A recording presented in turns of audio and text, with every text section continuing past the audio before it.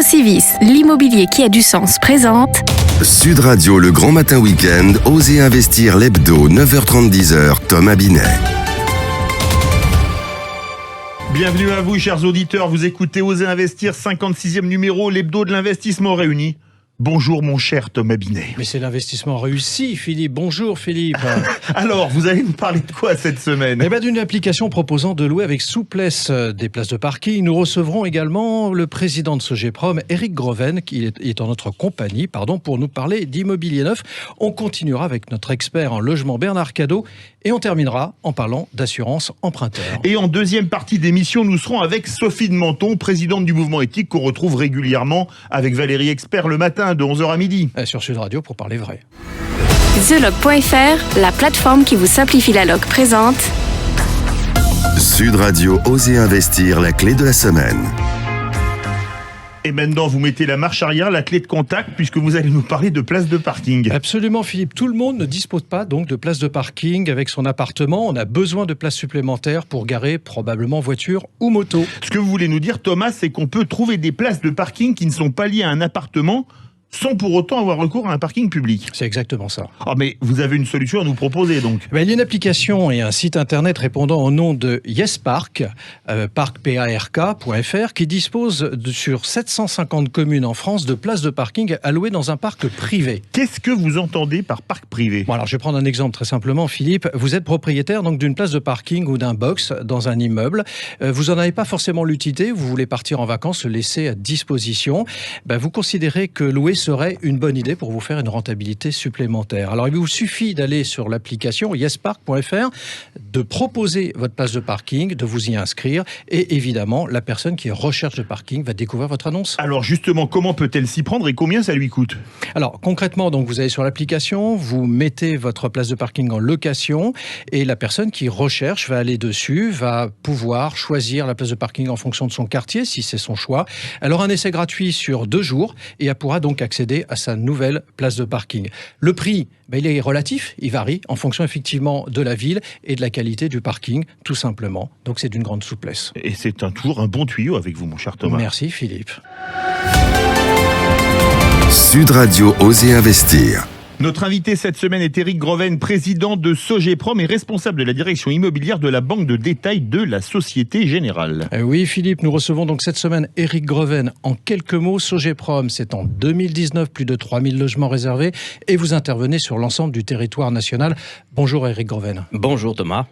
Semaine dernière, Jean-Marc Torolion, le président de la FNIM, était assis à votre place et nous indiquait que dans le marché du neuf, l'attentisme des acheteurs était en train de s'installer et que la confiance était amoindrie.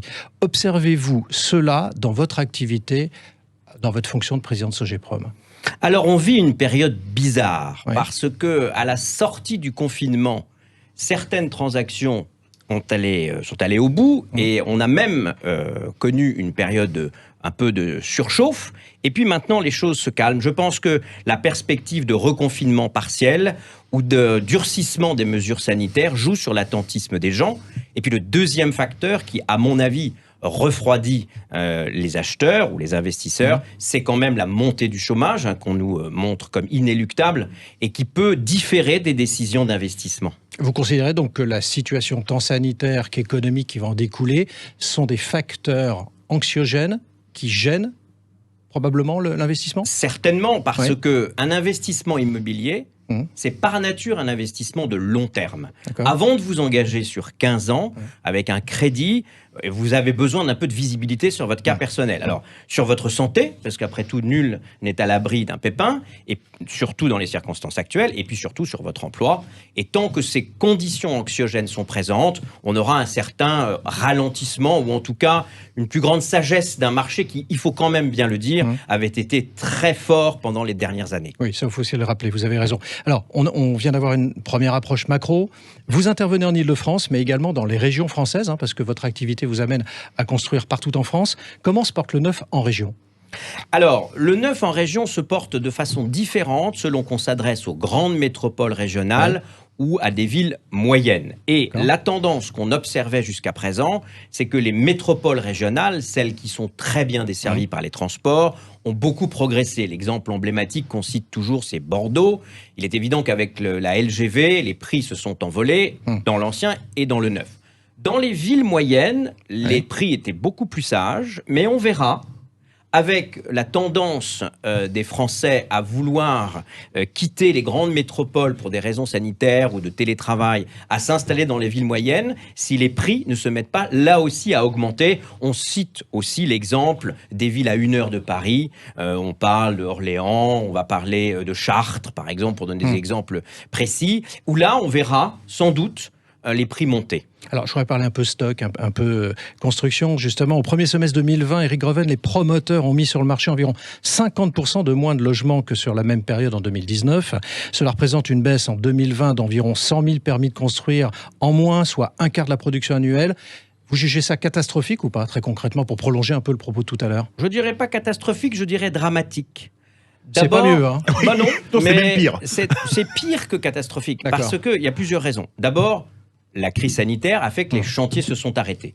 Alors, on a pu livrer les chantiers où il restait que les finitions à faire. Oui. Mais les chantiers qui étaient au milieu se sont arrêtés. D'accord. Par ailleurs, on a eu les élections municipales qui ont été décalées et de nouvelles équipes qui ont pris des fonctions. Et puis, enfin, il faut quand même bien le dire, le gouvernement, dans le plan de relance, n'a laissé que très peu de place au logement neuf. Et tant qu'il n'y a pas de politique du logement neuf en France digne de ce nom, on se retrouvera nécessairement face à ces difficultés. Justement, je vous interromps parce que vous parlez tout de suite du plan de relance. Tous les professionnels donc, du logement, vous y compris notoirement, a observé que le plan de relance manquait de souffle, d'ambition. On est bien d'accord, hein, c'est ce que vous êtes en train de dire. Alors, sur Sur le ce logement volet. neuf, sur les autres Non, je aspects parle de du logement plan de relance, je ne me prononcerai pas. Mais sur ça, oui. Parce que tout a été misé sur Oui. la rénovation thermique des bâtiments. D'accord. Et d'une certaine façon, c'est une bonne chose parce qu'il était temps qu'on le fasse sérieusement. Mais l'une des choses n'exclut pas l'autre. Ce que le gouvernement a dit, c'est qu'on repoussait à la loi de finances les mesures fiscales incitatives pour le logement neuf. On verra bien. On parle d'un Pinel vert, mais on n'a pas beaucoup de précision à cet égard. Je vous rappelle juste un chiffre. Pour loger correctement les Français à des prix abordables, il faut faire à peu près 500 000 logements par an. Et là, on va être à 300 000 logements par an. Il manque 200 000 logements de produits chaque année. Et donc, de ce fait, ça alimente la hausse des prix puisque la demande est supérieure à l'offre. Et d'une certaine façon, on ne remplit pas les exigences de loger correctement les gens qui habitent dans notre pays. Alors justement, comment on fait pour soutenir la demande dans ces conditions ? Alors, ce que l'on peut faire, c'est évidemment proroger des dispositifs qui ont montré leur efficacité, en particulier des dispositifs de défiscalisation qui permettent à des investisseurs d'acheter des biens, mais de les louer sous conditions de ressources, sous conditions de loyer, à des familles qui sont trop riches pour avoir droit aux logements sociaux et pas assez pour se loger de façon autonome. Donc on voit bien qu'il y a un trou dans le dispositif entre, et c'est tout l'enjeu du logement intermédiaire, qui pour l'instant, alors l'État s'en occupe un peu au travers de la Caisse des dépôts, c'est vrai, mais qui pour l'instant, ce trou, il est rempli par les investisseurs privés, les patrimoniaux qui investissent pour des raisons fiscales et qui font bénéficier de ce fait de logements neufs de très bonne qualité à des classes moyennes qui, grâce à ça, peuvent se loger. Merci Éric Greven. Je rappelle que vous êtes le président de Sogeprom, groupe Société Générale. Sud Radio Oser Investir. Bernard Cadot, vous êtes notre consultant logement, un fidèle de l'émission, et vous allez nous parler de logement neuf. Parmi les fidèles. Hein. Absolument. Merci. Et pour vous, le parent pauvre de la chaîne de l'immobilier, c'est donc l'immobilier neuf. On en parlait avec Éric Greven à l'instant. Oui, Thomas, je le crois bien. Non que les autres secteurs nagent dans l'opulence, loin s'en faut. Mais il faut le dire, le neuf n'est pas bien traité en France. Qu'est-ce qui vous permet de dire ça ? Je voudrais rappeler, Éric Greven vient de le faire également, que la France souffre d'un énorme déficit de logement en regard d'une demande qui est toujours plus forte. Déficit qui pèse en permanence sur les prix. Alors, puisqu'il leur manque, construisons-les, ces logements. Monsieur de la Palisse n'aurait pas à renier cette injonction. C'est d'une telle logique, d'une telle évidence, mais nous en sommes si loin. Alors justement, pourquoi en sommes-nous arrivés là, Bernard ? Songez qu'il faut remonter à 2007, c'est-à-dire il y a 14 ans, pour retrouver un niveau de construction de logements neufs permettant de commencer à combler ce déficit qui existait déjà à l'époque. Et depuis, cet écart ne cesse d'augmenter. Certes, il a fallu surmonter la crise de 2008, la crise des subprimes. Certes, les gouvernements successifs ont tenté d'y remédier grâce à des dispositifs incitatifs, comme par exemple le Pinel, permettant notamment aux primo-accédants de devenir propriétaires et aux investisseurs privés de se constituer un patrimoine. Mais les chiffres sont là, on ne construit pas assez. Alors, d'accord Bernard, on vient de le voir, hein, on va reciter Eric Greven qui est resté en notre compagnie, mais quelles sont les causes pour vous ? Alors elles sont nombreuses, mais les normes et règlements sont d'une particulière complexité, voire même absurde dans certains cas. La délivrance des permis de construire suit un processus lourd auquel se rajoute la crainte de certains maires de se voir désavoués par leurs concitoyens. Les années préélectorales sont édifiantes à cet égard. Dès la fin de 2018 et surtout en 2019, le nombre de permis déposés et accordés a chuté de manière vertigineuse, ainsi que les mises en chantier bien sûr. Le début de 2020 était de la même veine, et lorsque les équipes municipales ont changé, les délais d'instruction se sont rallongés. Si je compte bien, c'est un trou d'air de 2 ans, auquel se rajoutent les délais de construction. Bref, nous avons au minimum perdu 4 années. Il y a donc urgence à simplifier et accélérer. Merci Bernard de cette chronique. ImoStime, commercialisateur en immobilier neuf, présente Sud Radio Oser Investir Immo News. Thomas, nous sommes en duplex avec Astrid Cousin pour nous parler de crédit immobilier. Et oui Philippe, Astrid Cousin est porte-parole de Magnolia, courtier en assurance de prêt immobilier. Bonjour Astrid Cousin. Bonjour à tous.